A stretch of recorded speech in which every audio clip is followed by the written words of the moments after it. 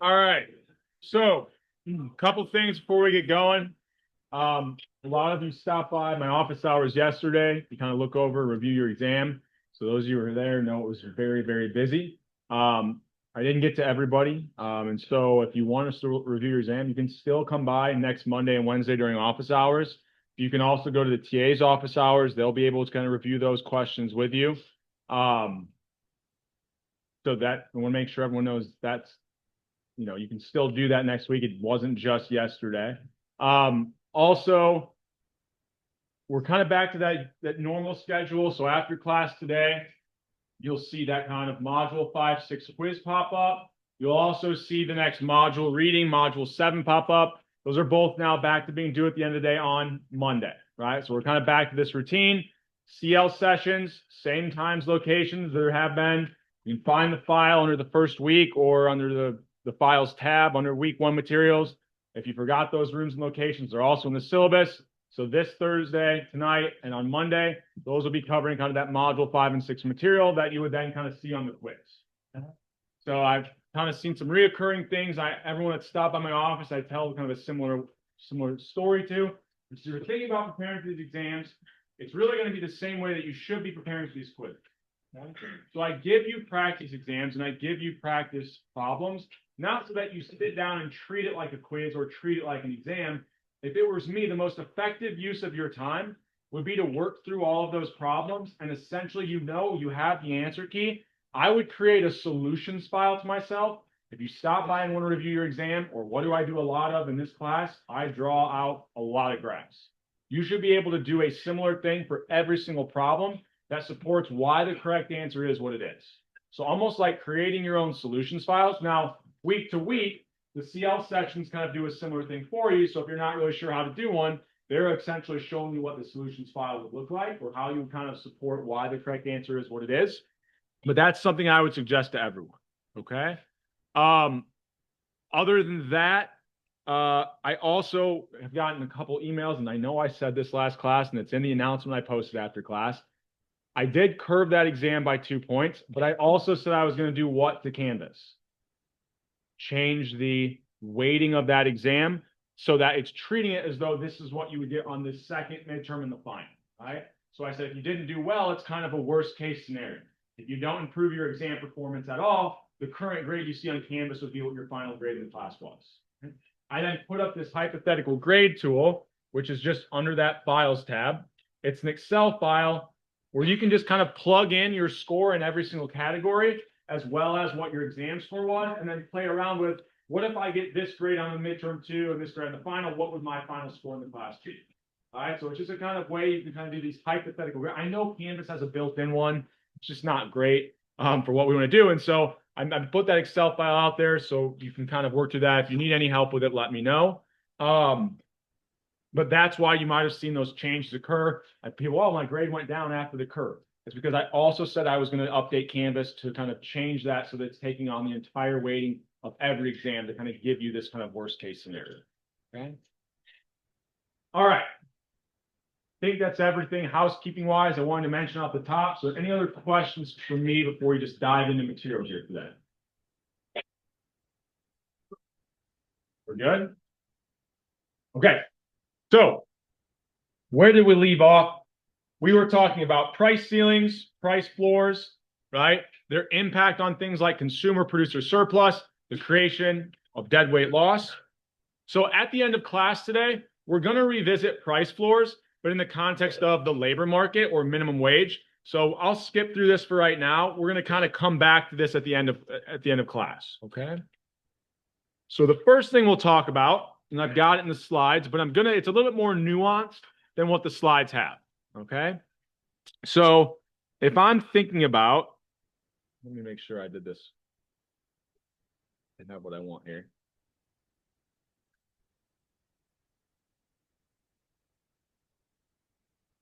Okay. Making sure I didn't have this being recorded. So, or at least what I'm doing on the dot can, right? So if I've got quantity and price, and let's say I've got this market and it's currently in equilibrium, okay? So starting out here, right? We said, where would producer surplus be? Less technical way of remembering it, producer surplus is always the triangle on the bottom, or the one that's connected to the supply curve. Consumer surplus is always going to be the area below the demand curve, but above the price, so that triangle on top. So we've got consumer, producer surplus before we have this government involvement. There's no deadweight loss, right? This market is operating efficiently. Okay. Now, instead of a price floor or price ceiling, let's say the government comes in and says, well, look, there are a lot of people, right?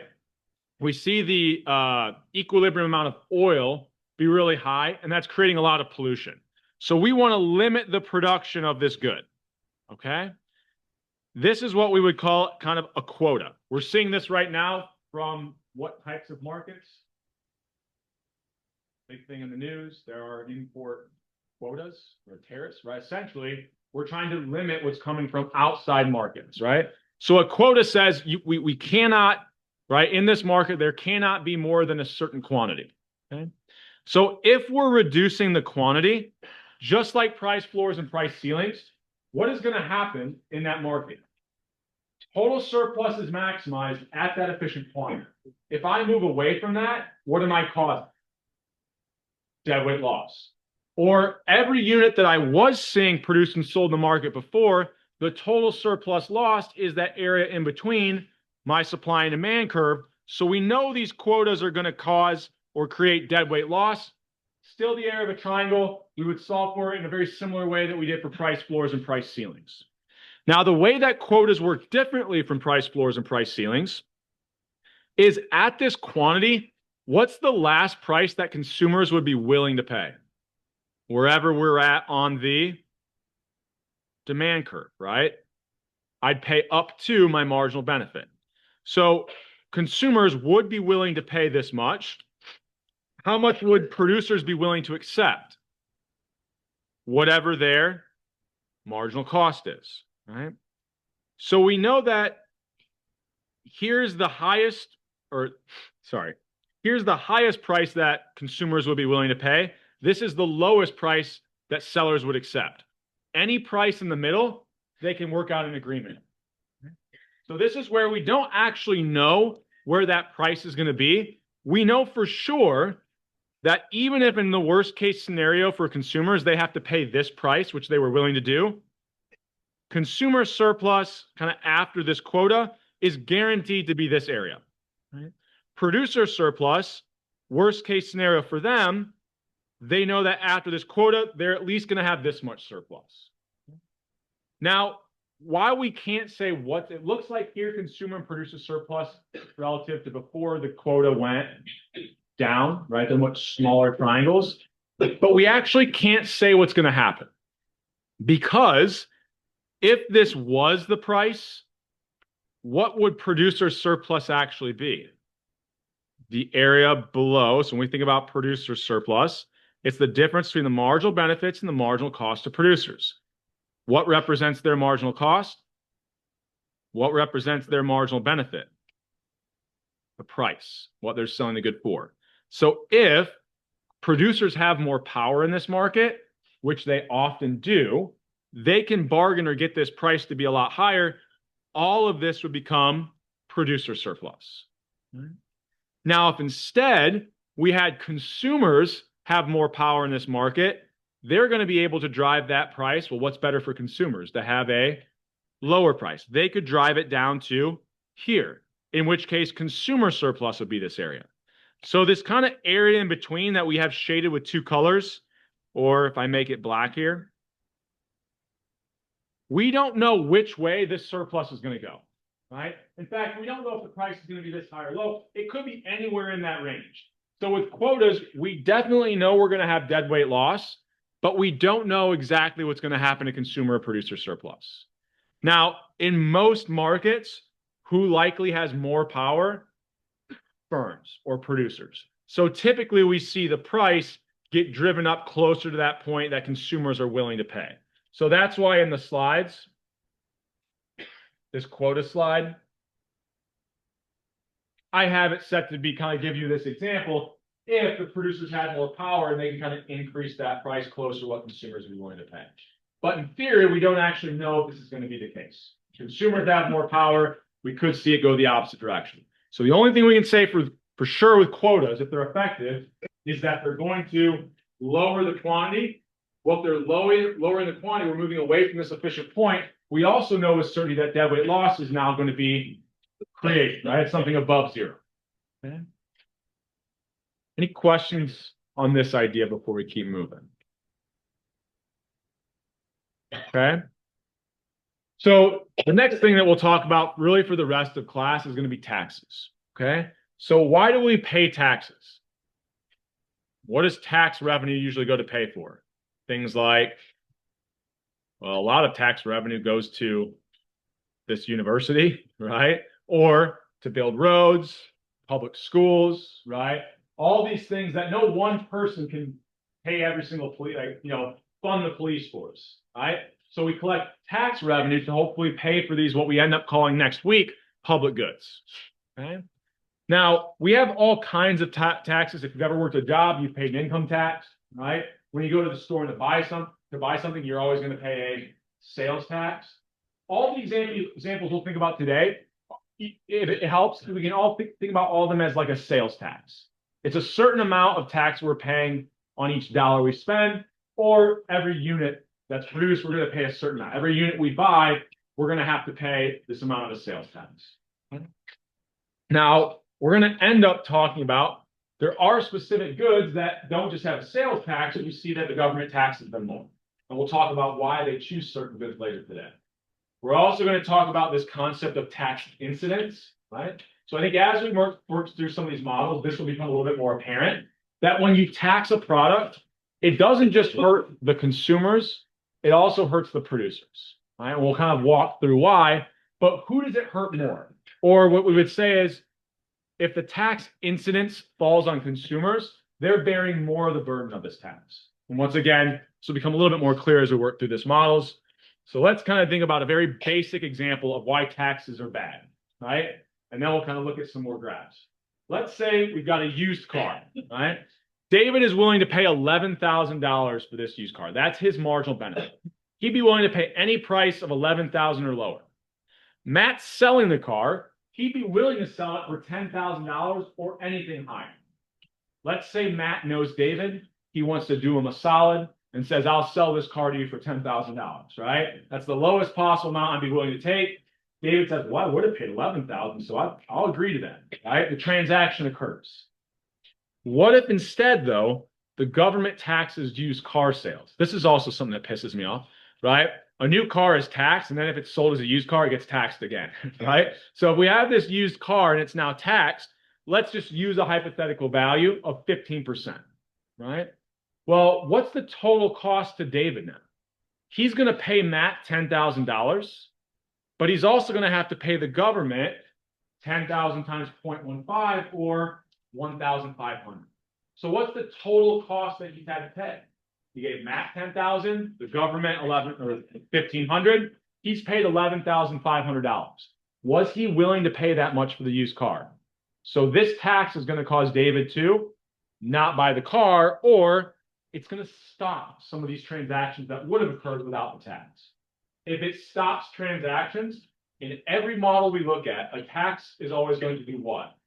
If it stops transactions, the equilibrium quantity is going to go down. Right? So no matter who is taxed or what type of tax we have, the market we're looking at will always see a quantity that is now lower. If we're moving away from that equilibrium to a lower quantity, what will taxes always create? If we move away from the efficient quantity, just like with price ceilings and floors, we have now created deadweight loss. Okay. So what is this going to look like, right? So let me make sure I go through here. I'm going to show you one way, and then we'll kind of jump back to the slides, and I'll show you just some slightly different ways of thinking about this.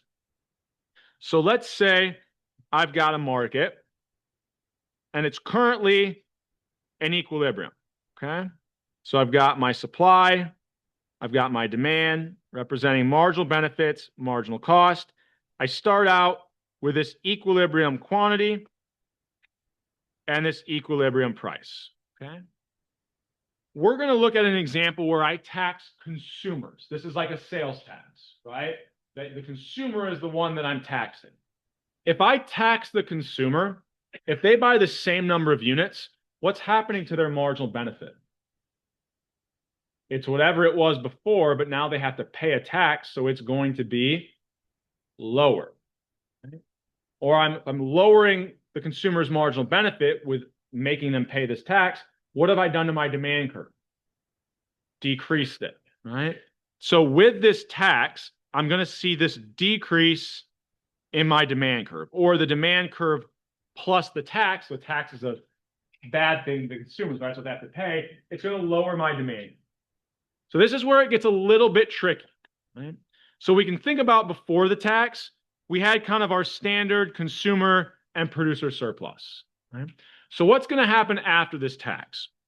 Well, it looks like my new equilibrium point is right here.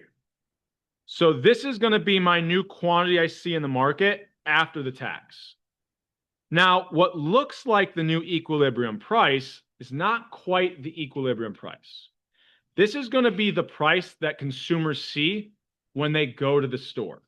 So when you walk into a store and you see that the price of something is $20, that's going to be when you pay $20, that's how much the seller keeps. But when something has a price of $20, do you actually pay $20?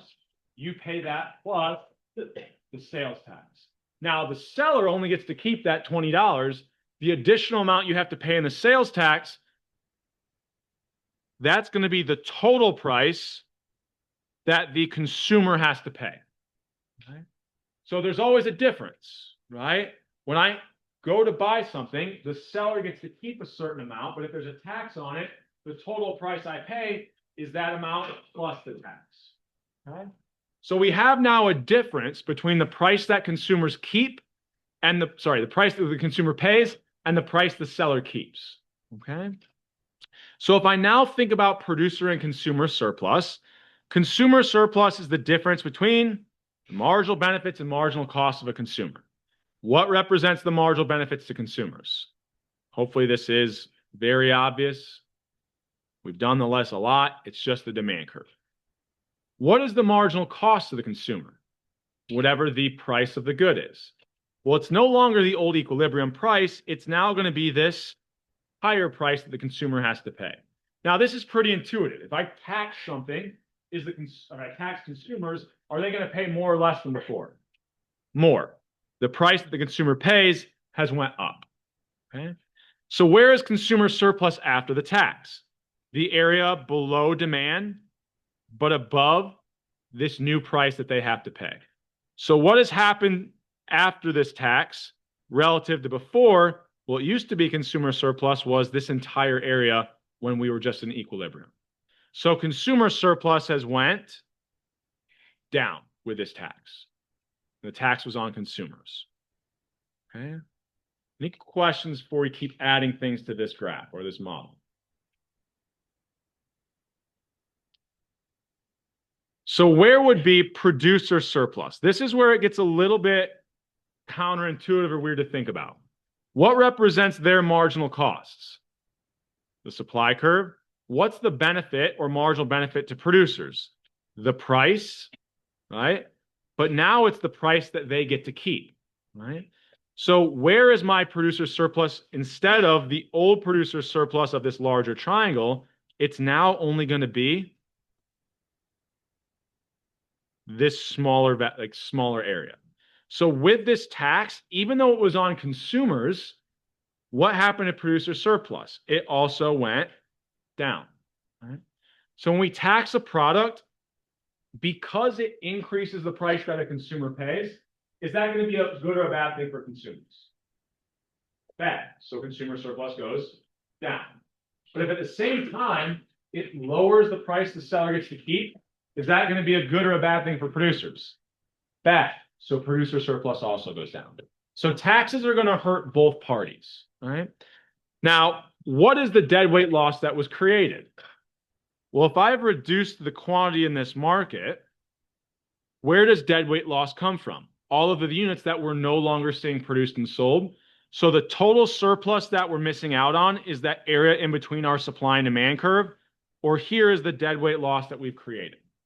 Okay. Any questions on anything here before I add the final piece of the puzzle? So what does this rectangle in the middle represent? It's not producer surplus. It's not consumer surplus. Well, when we're looking at earlier models, total surplus was just if we added up producer and consumer surplus. But when we're taxing something, there's a third person who's now benefiting, the government. So the third thing that gets added, instead of calling it government surplus, we generally call it the tax revenue generated, right? That is the surplus to the government. So this rectangle in the middle is going to represent tax revenue. But let's think about why. If I were just to think about total revenue or tax revenue here, how much money am I making when I tax something? Whatever the value of the tax is. But what's the total revenue I'm generating as the government? Whatever that tax is times the quantity that's sold in that market after the tax. Notice this rectangle. What is the difference between the price the consumer pays and the price that the seller gets to keep? Or what's the difference between our new demand curve with the tax and our old demand curve? That difference is just the tax. So the height of my rectangle here is going to be the tax. What's the width going to be? The quantity after the tax. That's why that rectangle in the middle here represents our government tax revenue. So if we now think about total surplus, it's consumer plus producer plus government revenue, which is why only deadweight loss is only this small area over here. Okay. Any questions on this before we keep moving here? And this was not a supply curve. Sorry. I was just drawing the arrow to represent this black, right, box represented tax revenue. Okay. Any questions on that before we keep moving here? Why does producer surplus interesting? So when we have this tax, it increases kind of that price that consumers have to pay. It lowers the price that sellers keep. So if I get to keep less, right? So if I move the quantity down, here's my new like equilibrium. This is the new price that I see of that good when I go to the store. So what's happened to that price relative to the old equilibrium? It's went down. So sellers get to keep less. So that's why producer surplus is going to go down. Now, we don't have an equilibrium price here with a tax. The price that the consumer pays and the price the sellers keep will no longer be the same. Why? Because when I hand over $100 to that producer, or I have to pay $100, I also have to hand over whatever the tax is to the government. And these taxes will then kind of change the prices that the consumer pays and the price the seller keeps, so that the price the seller keeps is below the old equilibrium price. They're worse off. And the price consumers now pay in total, right? The amount I have to give to the producer and to the government is now higher. Is that? Yeah.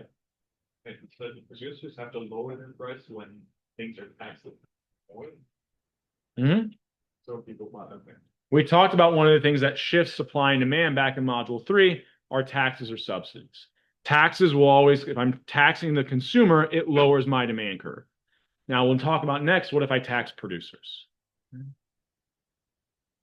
Any other questions here before we keep moving? Okay, so another way of looking at this, I'm going to skip ahead in the slides for a second, is if I had a market in equilibrium, here's my old consumer surplus, the difference between demand and price. Here's my old producer surplus, difference between the price and the supply curve. If I tax this product, right, and I tax the consumers, right, we said that's going to lower the demand curve. So where is my new price of this good? Well, it's going to be where that supply and demand curve intersect. So here it's down here at this price of $3.50. That's the sticker price you see when you go to the store. That's the amount you give to the producer. But as the consumer, even though I've given that producer $10, I also have to give the government whatever the tax on that good is. So that price the seller keeps, the amount that the consumer pays will be that amount plus the tax they have to pay to the government. Right? Now, what is the value of that tax in my example? Well, the difference between the price the seller keeps and the price the consumer pays will always be the value of the tax. It's the additional price the consumer pays because they have to pay this tax to the government. Okay? And then we kind of discussed or walked through, we no longer have one equilibrium price that we're using to calculate producer and consumer surplus. Consumer surplus, still the difference between the marginal benefits and marginal cost to consumers. Marginal benefit to demand curve, but the new marginal cost is the price they have to pay after the tax, which is higher than the old equilibrium. Now, the price the seller keeps is now lower than the old equilibrium. So producer surplus will now still be the difference between the marginal benefits and marginal cost of producers. Marginal cost in the supply curve, but their marginal benefit is the price now they get to keep, not that old equilibrium price. We then said this represents tax revenue. We've created some deadweight loss.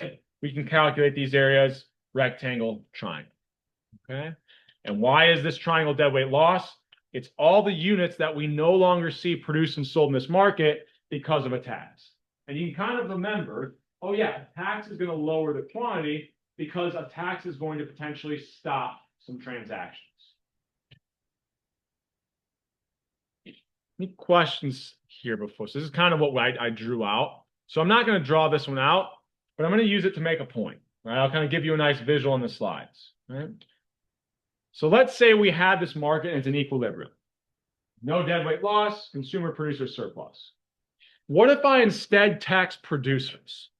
If I tax producers, what's going to shift? My supply curve. Adding a tax to producers, so this is like if I produce a barrel of oil, because that creates pollution, the government might tax that. So I now, whatever the cost to producing that oil was, same as before, but I also have to now pay the government, right? So I've increased the production cost, so supply is going to decrease or shift to the left. The difference between that supply curve and the supply curve with the tax will just be the value of that tax. So what looks like my new equilibrium price is up here. Taxes will always hurt both people. If they hurt consumers, the price that consumers pay is going to have to be higher, right? So this new price is going to be what looks like the new equilibrium price will be how much money that the consumer has to hand over. Just like before, we said like that sticker price I see in the store looked like that new equilibrium price. So when a consumer here pays a $4.50 when they go to pay for this good, well, if the producer has to pay the tax, do they keep that $4.50? No. They have to pay part of that to the government. So if the consumer here now pays $4.50, that's like the new price of the equivalent price of the good. That's how much the consumer pays. The seller only gets to keep that minus the tax they have to pay. So now the consumer pays $4.50. The seller only gets to keep that minus this $1 tax. Where is producer and consumer surplus? Price the consumer pays is right here. The difference between that and the demand curve, consumer surplus is decreased, right? Relative to the new price the seller keeps is lower.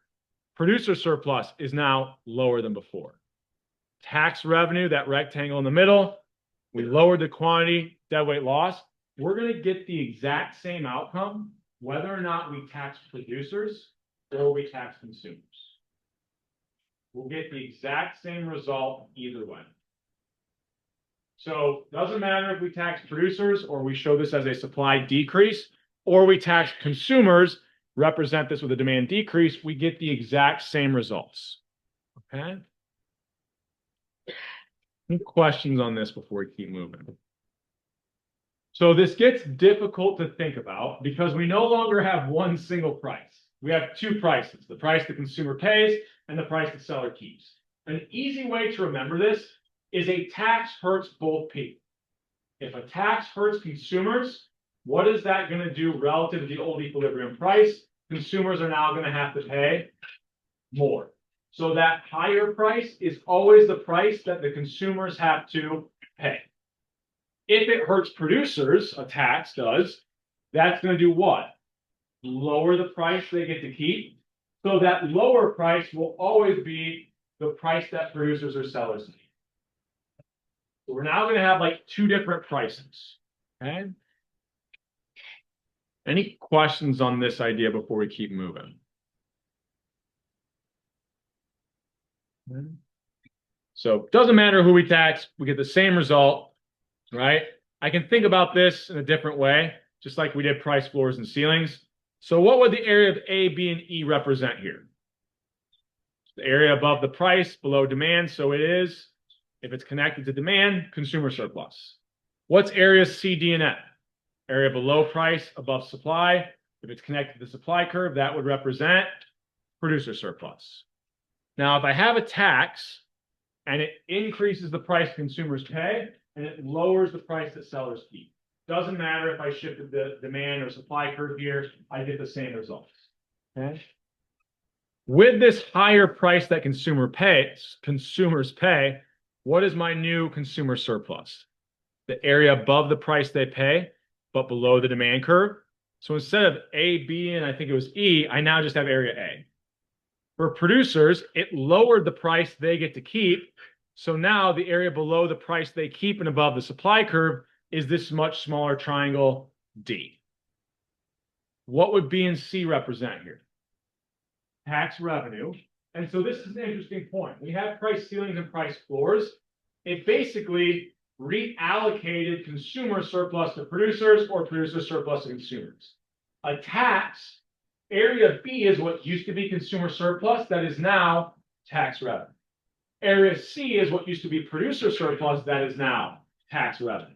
So part of tax revenue comes from producers, part of it comes from, did I say producers? Part of it comes from consumers, right? It comes from both. Now, deadweight loss will be composed of two areas. E, which used to be consumer surplus, F, which used to be producer surplus, that is now just gone, right? Those units are no longer being sold, so we just lost out in that surplus, or that would be our deadweight loss, okay? So just a different way of kind of thinking about how surplus is changing before the government gets involved, and then after they get involved in tax this product, okay? So the next thing we're going to talk about, and I'll got this summarized here. I'm going to write it out in a different way that I think will help making this. So when we start to talk about tax incidents, those areas of B and C that represented producer and consumer loss going to government, which of those is going to be larger?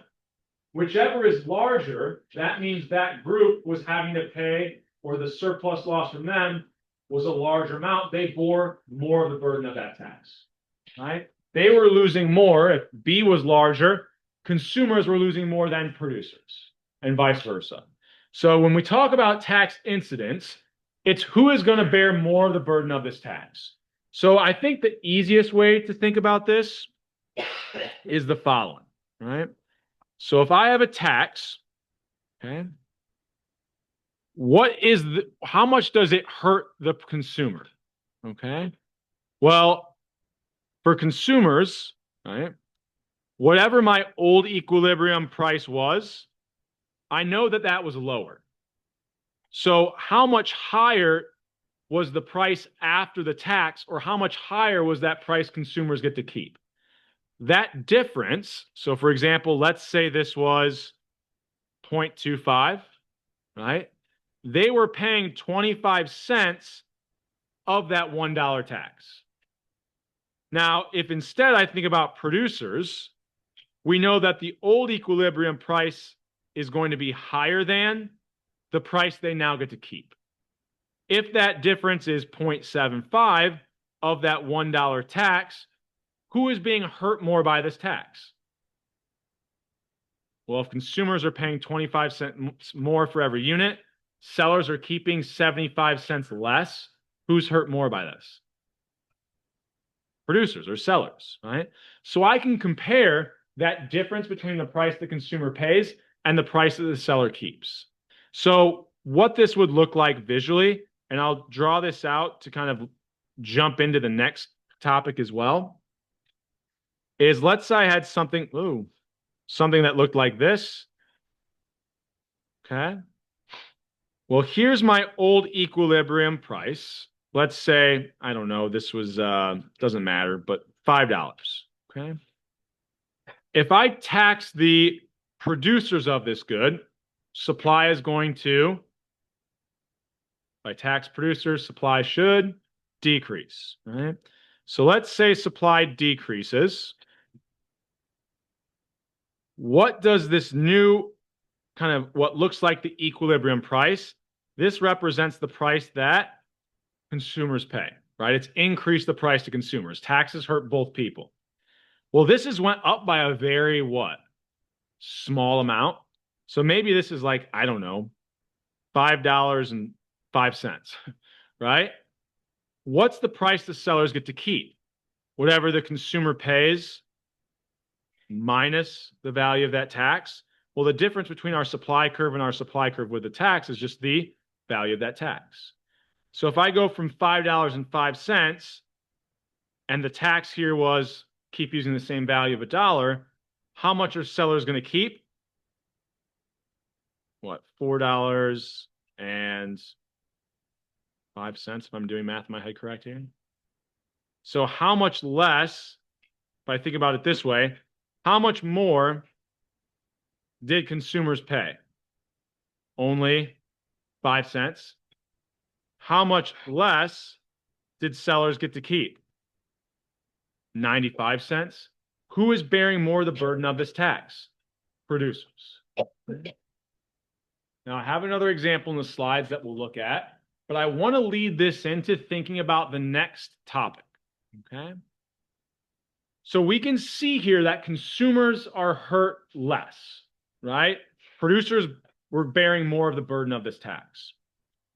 If I have a relatively flat demand curve here, my elasticity of demand is going to be what? So if I have a flat curve, that means small changes in prices change the quantity by a lot. So consumers here are going to be fairly elastic. They're responsive.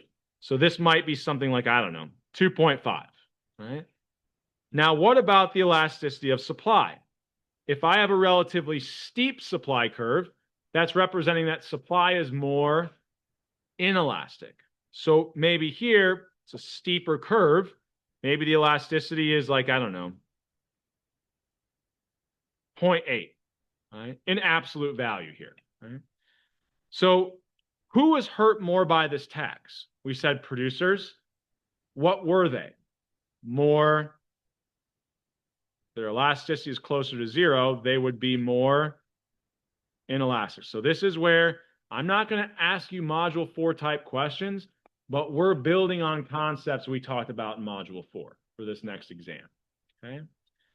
Now, an easy way to remember this is whoever is more inelastic is going to be bearing more of the burden. Why is that the case? If you and I are standing next to each other, and there's 2 walls right here, or I shouldn't say 2 walls. Let's say, we're just both standing, and a car is driving at us. Whoever is more responsive to seeing that car driving at us, I'm going to push off the other person to make sure I don't get hit. What am I being? I'm being more responsive. I'm being more elastic to that car about to hit me. I am going to be able to bear less of the burden. So whoever is more elastic, whoever is more responsive, just saying this in a slightly different way, if I'm more elastic, I can avoid the burden of that tax. Okay? So that's why whoever is more elastic, they're not hurt as much by this tax. They only end up paying 5 cents of that dollar tax. While whoever was more inelastic, they're going to bear a lot of the burden. Producers here paid 95 cents of that dollar tax. Any questions on that idea before we keep moving? Okay. So to revisit these concepts in just a different way. So if I had something that looks like this, I could calculate deadweight loss, tax revenue. I'm not going to waste, I shouldn't say waste. I'm not going to spend as much time on those because we're really just finding the areas of rectangles and triangles, right? So let's say I have this old equilibrium price where supply is equal to demand, it's $1.50. In this example, when I tax the producers, how much did the price that consumers pay go up by? Went from $1.50 to $2.25, or how much more did they pay? 75 cents. How much less did the producers get to keep? Well, it went from $1.50 to $1.25. So this is where, once again, I can show who has more or less of a tax incidence or who is bearing more of the burden by the difference between that old equilibrium price and the new price for that group, whether it's consumers or producers. So in this example, sellers kept 25 cents less, consumers paid 75 cents more. Who's bearing more of the burden of that $1 tax? Consumers. So here, if consumers are bearing more of the burden, they must be what? More inelastic or less responsive. So based off that difference between the old price and the new price that this group either pays or keeps, I can actually determine whether or not demand or supply is more elastic or inelastic at that point. Okay? Any questions on this example before we keep moving here?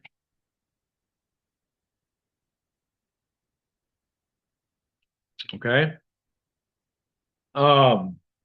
Now, if I instead, so I kind of already set this up, whoever is more inelastic bears more of the burden. And we'll kind of come back to this idea, thinking about elasticity in a second. But really at its core, whoever is more inelastic, so if I had an example that looks like this, both producers and consumers could be what in this example? Well, one, elastic. But who's going to bear more of the burden is whoever is more inelastic. So who is more inelastic? Whoever has elasticity closer to 0. So who's going to bear more of the burden in this example? Producers. They had a lower elasticity. Same kind of idea. I could look at, instead of this example, if consumers are more inelastic here, once again, both people are elastic, but the person that bears more of the burden is whoever is more inelastic, which in this case would be consumers. So it really just comes down to who's bearing more of the burden of the tax. I can just compare those elasticity. And I won't make you in this module calculate them, but we know how to. We did that back in module 4. Okay? I'd be more likely to just tell you what the elasticity measures are. Okay? Any questions on this idea before we keep moving? Okay. And just to make this connection, when I say I could ask you to calculate these elasticities, what would I do? I need what? 2 quantities, 2 prices. So for consumers, how could I calculate elasticity? I'm moving between these 2 prices, these 2 quantities. I could find the percentage change in price and percentage change in quantity. Same thing for producers. I'm moving between these 2 prices, these 2 quantities. I could calculate percentage change in price and quantity. If I worked out the math here, what I should find out in this example is producers were more inelastic. Or sorry, in this one, we had them being more elastic, right? They bore less of the burden. Okay. So with this idea in mind, my slide I don't think is as great as what I can do by hand here. So I'm going to draw out the extremes to really make this point. Okay. So if I had a vertical demand curve, okay, and here's my supply curve, where would the equilibrium price be? Where supply is equal to demand. Okay. I guess I should be more complete here, right? Now, if I tax producers, we said supply is going to decrease, right? So before I draw that in, where was producer surplus before a tax? the area above supply, but above that, sorry, the area above supply, but below that equilibrium price. Okay. Now, where was consumer surplus? The area below demand, but above that equilibrium. Well, here it gets kind of weird because if I have a vertical demand curve, what is being less than that? Well, it would actually be this entire area here. Okay. So consumer surplus before that tax would be this entire rectangle. If I tax the producers, we said that would decrease supply. What does this new point represent where supply is equal to demand? Well, what should a tax do to the price the consumer pays? It should increase it. So after a tax, this higher price is the price that consumers pay. What is the price the seller receives? That amount, or gets to keep, I should say, that amount minus the tax. Or notice, in this model, when I have a vertical demand curve, the price the seller keeps is exactly the same. What has happened to my equilibrium quantity? After the tax, it doesn't change at all. So what's my deadweight loss? If it doesn't move me away from that efficient quantity, my deadweight loss is 0. Now, what happened to consumer surplus? Well, the new price that the consumer pays is right here. So instead of this entire blue area,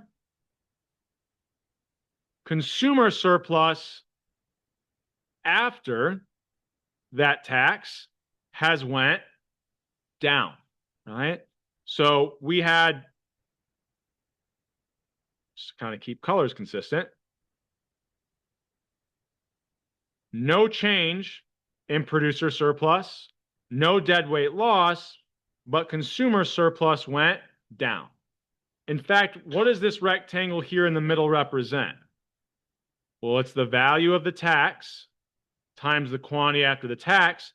All of what used to be consumer surplus is now government or tax revenue. Right?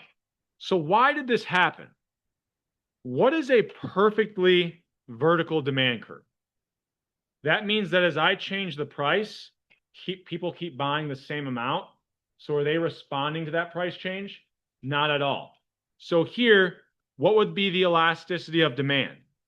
If they're not responding at all, it would be 0. They would be what we call perfectly inelastic. So are they going to be more or less elastic than producers? They have to be less, right? They have the lowest elasticity measure ever. If I'm completely unresponsive to something or completely inelastic, like my example with the car, if I'm just standing here looking up at the clouds and I don't worry about this car coming at me, how much of the burden am I going to bear? All of it, right? All of consumer surplus that was lost here goes to the government. There's no change in producer surplus. Okay? So kind of using this extreme to kind of make this point about the person that's going to bear more of the burden is the group that is more inelastic. If I'm perfectly inelastic, I bear the entire burden. Okay? Any questions on that idea? So I've got kind of another visual representation of this in the slides, right? So this kind of area in the middle here represents what used to be part of consumer surplus that is now lost, and all of that loss to consumers becomes tax revenue. We also said a very unique result of this perfectly inelastic demand curve is that we end up with no deadweight loss. And we could kind of do a similar thing for producers. They were perfectly inelastic, and there we would basically get all of tax revenue would be coming from producers. So I think sometimes doing these extreme examples can help us kind of remember when we have less extreme things. Okay? So just to kind of revisit some of these concepts in a slightly different way. How would I calculate producer and consumer surplus before this? It would be, for consumers, the area above the equilibrium price, but below my demand curve. That's the area of a triangle. The height would be 40, 90 to 50. The base would be 40. 40 times 40 times 1/2 is 800. What is producer surplus before that tax? The old price of 50, everything below that, but above my supply curve. So there, that area would be what? 40 times 1/2. I started out with an example here where producer and consumer surplus start out as the exact same values. So I have a very unique example here to kind of make this point. But what would be consumer surplus after the tax? Well, what does this point represent now? Relative to the old price, this new what looks like equilibrium price is actually, if it's higher, who is that going to hurt? Consumers.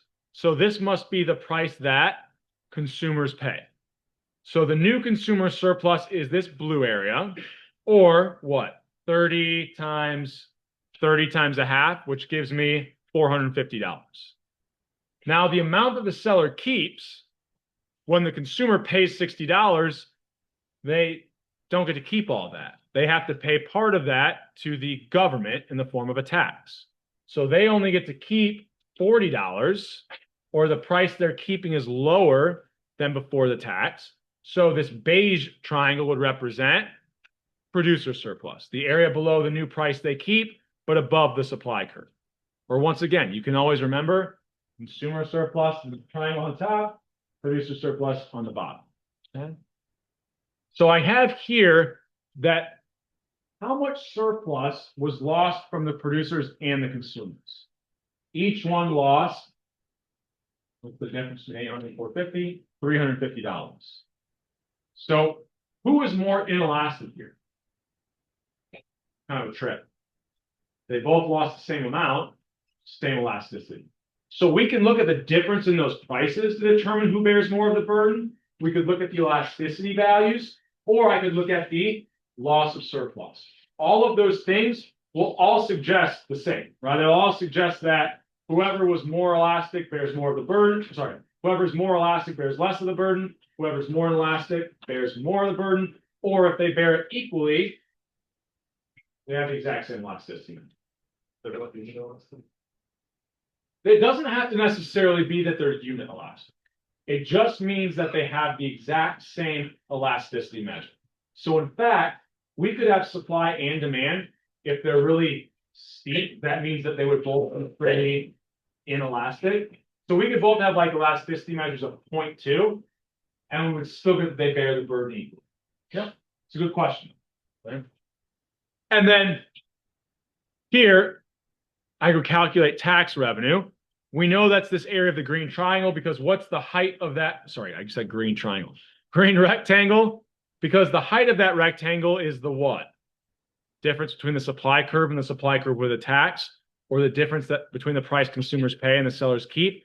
That height of that rectangle is the value of the tax. What's the width of that rectangle? That's going to be the quantity sold after the tax.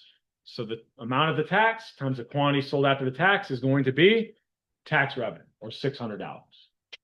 Now, before I calculate it, I know that the red triangle represents deadweight loss because it's all the units that I'm no longer selling because of this tax. I lost all that surplus.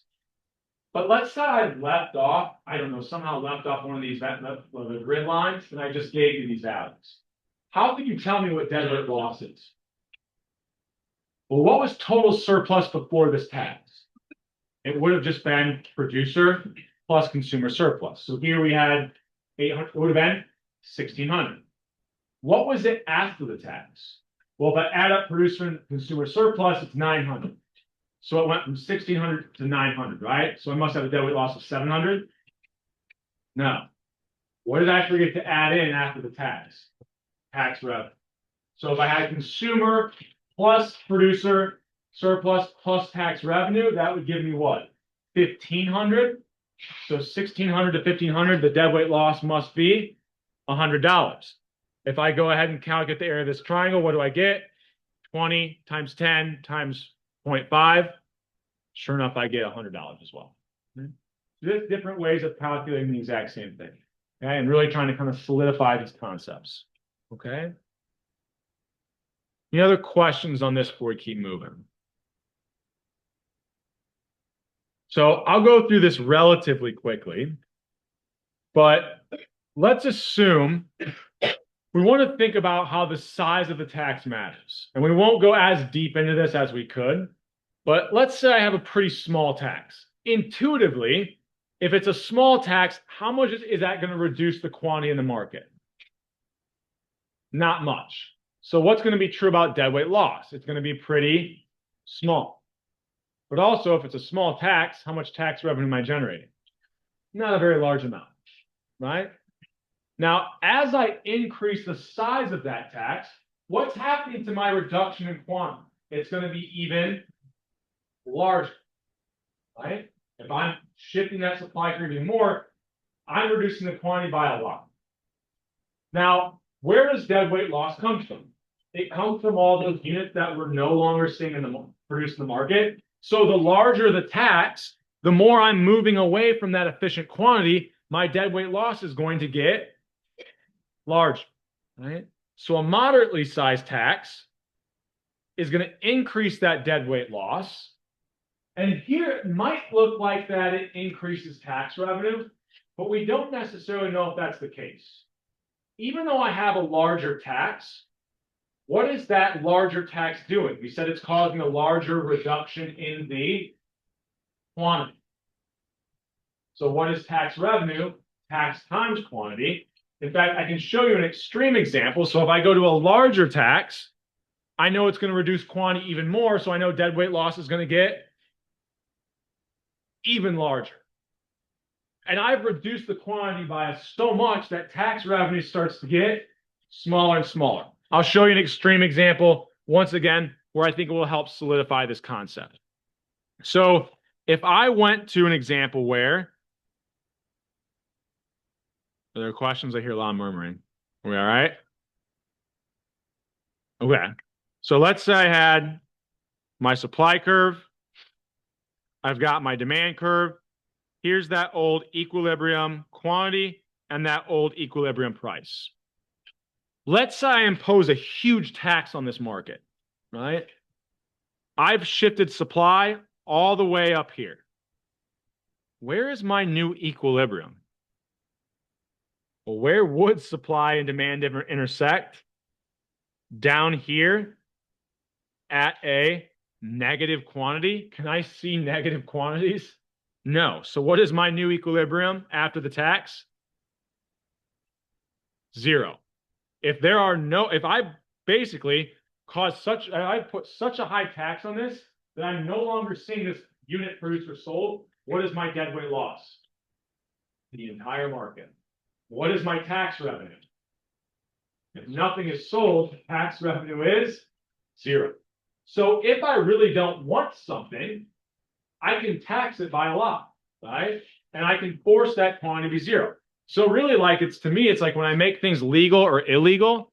Well, if I make them illegal, essentially, I'll just essentially imposing the largest tax possible, right? Making it that if I can go to jail, it's a pretty high cost. It's a very high cost that should shift every market to 0.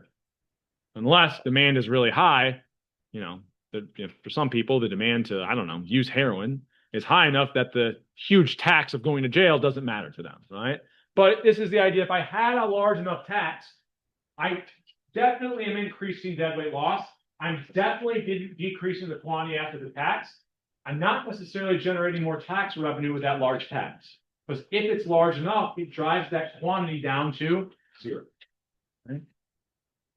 So that's kind of this concept of how the size of the tax matters, how it impacts deadweight loss, how it impacts the reduction in quantity, and we can also think about it might not necessarily increase tax revenue. There would be, right? In fact, you can kind of think about where would that be? Well, if tax revenue is the quantity I sell times the value of the tax, when I'm changing this tax, it would basically where I'm moving my new price on the demand, right? I could basically have an equation. I take a derivative and figure out exactly what tax revenue is maximum. We're not going to do that, right? There would be that point where tax revenue is maximum in terms of the size of the tax I'm choosing. Any other questions on this idea before we keep moving here? Okay. So here's kind of a summary of all the things that we talked about. All right. So this is just kind of a nice thing to go back to. Taxes do what? Hurt producers and consumers. They cause a loss of surplus to both. They generate tax revenue. As we have larger, sizes of taxes, we're generating more deadweight loss. Who is going to bear more of the burden of the tax? Whoever is more inelastic. To kind of summarize the things that we kind of talked about. So I had an example here, just kind of an interesting example here. So I think this, Ireland, this is back in 2022, all these plastic bags, they were like, look, these grocery stores and stuff, they're creating all these plastic bags, and it's causing, the landfills to fill up, pollution, people just let these, cheap plastic bags, they litter. So we're going to put a 15-cent tax on every plastic bag you use. If you went to the store and you have to pay 15 cents for every bag you use, what might you try to do? Is you carry it out yourself or bring your own bag. Okay? The problem was, this is going to do what? This tax is going to decrease the amount of plastic bags used, which is great, right? The plastic bag use from this very small tax reduced the quantity used by 90%. So it caused a huge reduction in the quantity that was used. So how much tax revenue was probably generated? Pretty small tax, quantity is getting a lot closer to zero. This is the idea that the tax, if it becomes too large, I'm not generating that much tax revenue. In fact, this was an interesting example. They actually found that this increased the amount of plastics in landfills because cheap plastic bags, you don't realize how little plastic it is. When people started bringing their own bag, what are you using? These like much thicker, stronger bags, and people still don't care about those and end up throwing those away or they rip. And they actually end up with more plastics in the landfill because there's so much more plastic in these like large reusable bags that doesn't matter that I produce these kind of cheaper ones. But that's beside the point, right? So a lot of what we talked about today, taxes are bad, right? That's the end result. Now, if we think about they go to pay for things for society, right? We generate tax revenue. That's a good part of them, right? We'll talk a little bit more about that next week, which is externalities. Okay. Now, I'm going to mention a couple things here. So the first thing is we are not going to worry about subsidies at all for this week. So if you look at those practice problems, you go to CL sessions, we're not going to cover subsidies. I'll start class on Tuesday with those.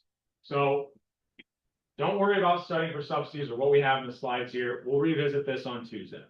We'll then have plenty of time to get through the next module next week, which is external. Okay? So be clear. You don't have to worry about subsidies for this week's module quiz. Okay? Now, what I do want to do is revisit this idea of a minimum wage. Okay?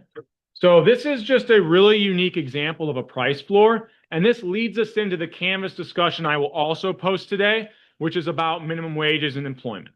Okay. So if I think about price floors, if I've got a labor market, what is the price of labor?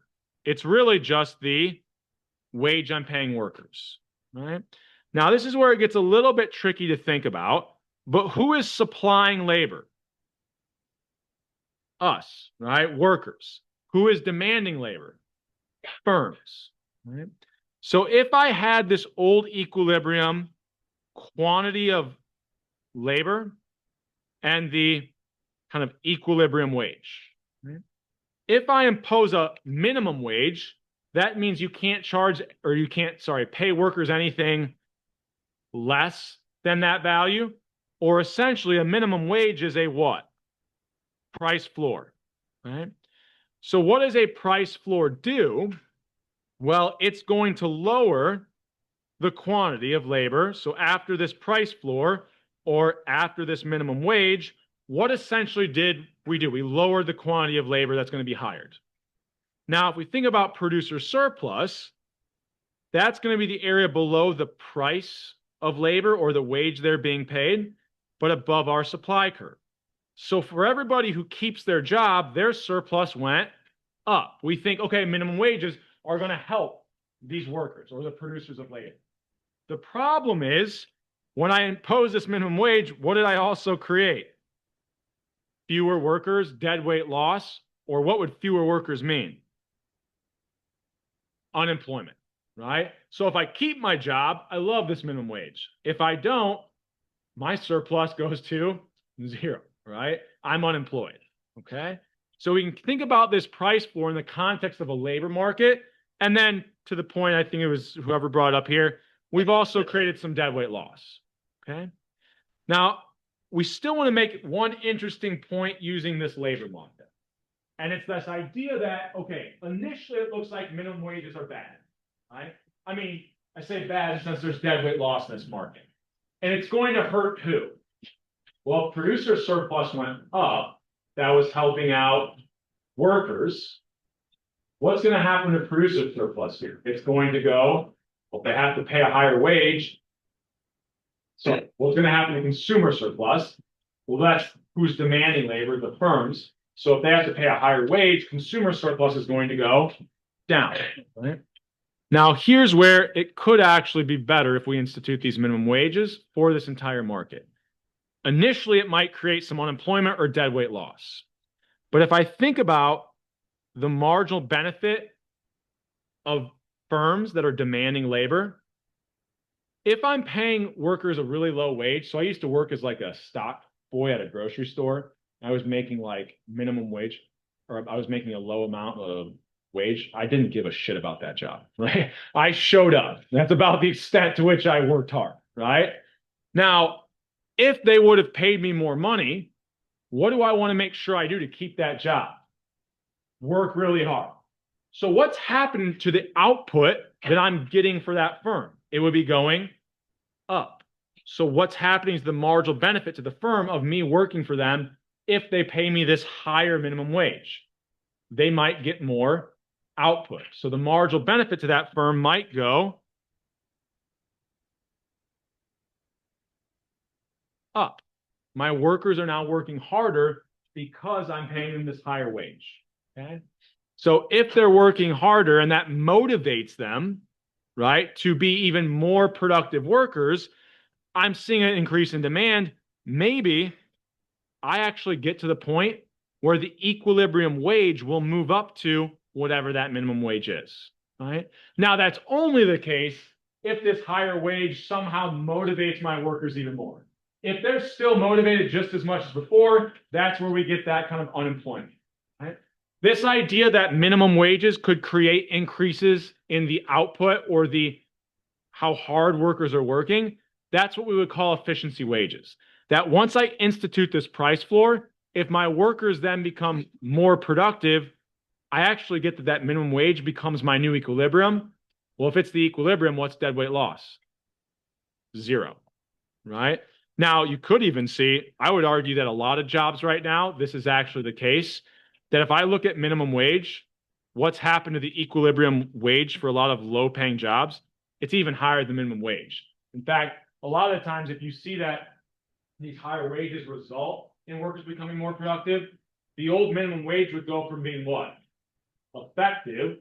So if the demand curve was up here and the wage is much higher, now this minimum wage is now ineffective or not binding, right? Because if I'm paying workers $20 an hour and the minimum wage is 15, doesn't impact me at all.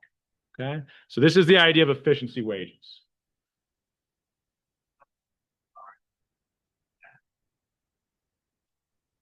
So at price floor, sorry, I was writing quickly.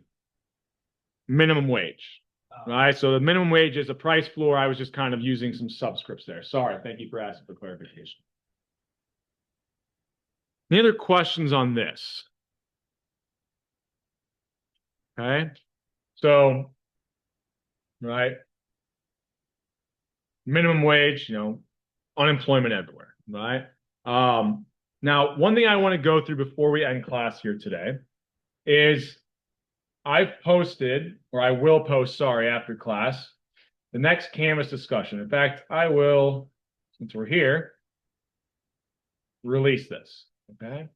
So what I've got here are 3 articles that you can read that relate to this idea of minimum wages, unemployment, possible efficiency wages that we just talked about, the different types of groups that might be impacted by minimum wages, how maybe instead of minimum wages, we could include things like max or minimum benefits for workers, thinking about the marginal benefits that exist to firms from workers, the marginal costs that exist from the suppliers of labor or us, the workers. And then I put up this data source, which is the Bureau of Labor Statistics. There's several tables here that break down kind of employment, unemployment by different categories, right? So you'll post your kind of initial response to those articles, the questions I kind of posed in my initial prompt or my initial post, and then thinking about the groups that might be more or less impacted by minimum wages or more or less impacted by these different benefits that essentially act as, in a way, a minimum wage, right? Increasing the amount. Give me a minute or two before we get too loud, okay? Then you want to tie this data in. You're going to get out of here quicker if you just give me a little bit of time and don't talk so loud. Okay. So, want to tie in some of this data to whatever your initial response is, okay?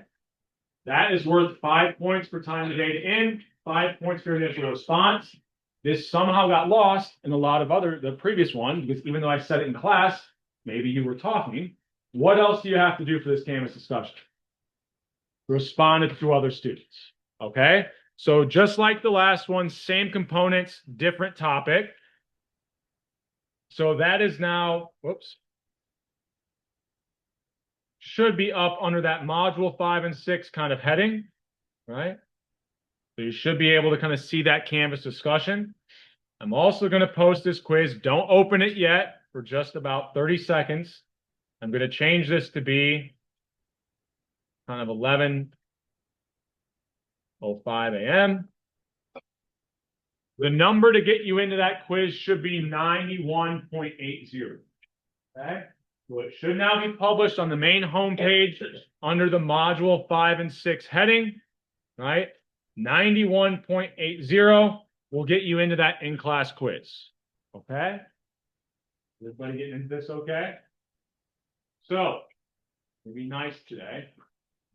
I ran out a little bit of time. If we have time, I might review these questions in class when we talk about subsidies on Tuesday. Okay? All you have to do, listen to me carefully. All you have to do is respond to the first 2 questions. Any answer, right? Respond to any 2 answers to those questions. Now, all 4 of them are things that we covered today. Or sorry, the first 3 are things we covered. The 4th one's about subsidies. So that's why I said we'll kind of review this after we cover subsidies on Tuesday. As long as you respond to those first 2 questions, put an answer, right?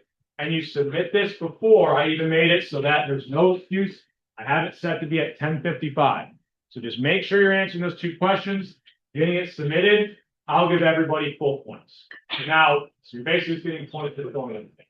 Now it's going to show up initially because I have it set. It'll grade it. You might not see full points. When I get it back to my office later this afternoon, I'll update it so that as long as you respond to those first 2 questions, you're going to get the full points for the day. Is that clear? Any questions on that? Okay. All right. So once again, if you want to review your exam, office hours next Monday and Wednesday are still a time in which you can do this. Otherwise, if there's no questions for me, have a fun, safe weekend. Make sure you get this submitted before you leave, and I will see you on Tuesday.